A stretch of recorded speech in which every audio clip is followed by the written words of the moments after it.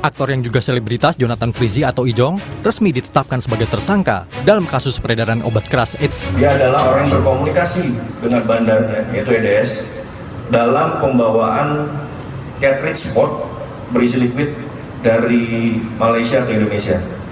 Yang kedua, dia juga yang menyediakan kurir untuk menjemput cartridge spot berisi liquid yang mengandung etomidate.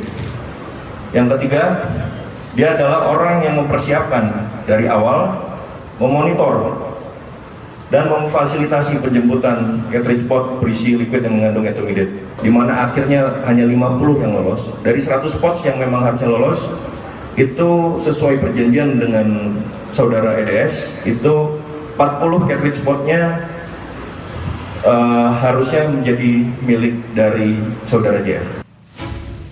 Pemakaian etomidate melalui vape tanpa pengawasan medis sangat berbahaya, bahkan menghirup zat tersebut dapat menyebabkan dampak negatif pada kesehatan mental dan fisik pengguna. Kami kutip dari laman medicinenet.com, zat etomidate adalah obat yang diberikan untuk induksi anestesi umum guna mempertahankan hilangnya kesadaran selama prosedur operasi singkat. Etomidate juga diketahui memiliki efek hipnotis atau sedatif serta menekan kesadaran. Setelah ditetapkan sebagai tersangka dalam kasus peredaran vape dengan kandungan obat keras, polisi tidak menahan aktor Jonathan Frizzy atau Ijong. Ijong tak ditahan karena kondisi medis tersangka pasca menjalani operasi. Meski tak ditahan, proses penanganan kasus terhadap Ijong tetap berjalan. Ia juga diwajibkan melapor 1 minggu 2 kali. Tim Liputan, Kompas TV. Aktor Jonathan Frizzy disebut memiliki peran penting dalam pengiriman obat keras etomidate dalam bentuk cairan rokok elektrik atau vape. Apa saja efek samping dari zat ini dan ancaman hukuman terhadap Jonathan Frizzy atau Ijong? Sudah bergabung bersama kami Kasat Narkoba Polresta Bandara Suta, AKP Michael Tandayu. Selamat petang Pak Kasat, kalau dari pendalaman polisi sejauh ini, tepatnya sudah berapa kali Jonathan Frizzy melakukan pengiriman zat etomidate yang dimasukkan dalam cartridge atau wadah vape atau rokok elektrik? Selamat sore Mbak. Jadi baik dari pendalaman, pemeriksaan dari para tersangka dan juga pendalaman terhadap alat bukti lainnya, itu kami temukan bahwa untuk saudara JF sudah melakukan kurang lebih 6 kali. Itu memasukkan vape yang berisikan obat keras ini, yang jenis etomidate, itu dari kurun waktu akhir 2024 sampai pada saat ini. Oke. Itu diambil dari Kuala Lumpur dan dari Thailand. Oke, 6 kali ini artinya sudah sempat diedarkan ke Indonesia dan berapa jumlah atau kuantitinya? Untuk kurang lebih masing-masingnya itu 30 sampai 50 pots. Untuk yang paling banyak itu yang sekarang, yaitu 100 pots. Oke, artinya sudah berhasil 6 kali sebelumnya dan saat ini baru ditemukan yang pertama kali diungkap oleh Bea Cukai. Pak Kasat, sudah adakah informasi dari pengiriman-pengiriman sebelumnya ini berhasil diedarkan kemana? Itu sedang kita dalami lagi untuk kita cocokkan antara alat bukti yang ada dan keterangan tersangka. Tapi untuk daftar-daftarnya mungkin ada beberapa yang sudah kami kantongi. Ijong ini kan juga sempat dijanjikan mendapat 40 cartridge etomidate jika berhasil membawa masuk 100 unit. Ini berdasarkan pernyataan Anda sebelumnya. Temuan ini ataupun jumlah ini, berapa keuntungan yang bisa diperoleh oleh Ijong dan kawan-kawan? Untuk saudara JF itu dia membeli ke saudara EDS kurang lebih 1,3 juta atau paling mahalnya 2 juta untuk satu pot.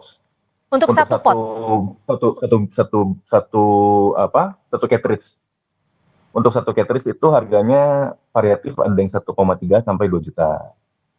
Lalu untuk dipasarkannya di sini itu untuk satu biji, satu piece. Satu cartridge atau wadah ya?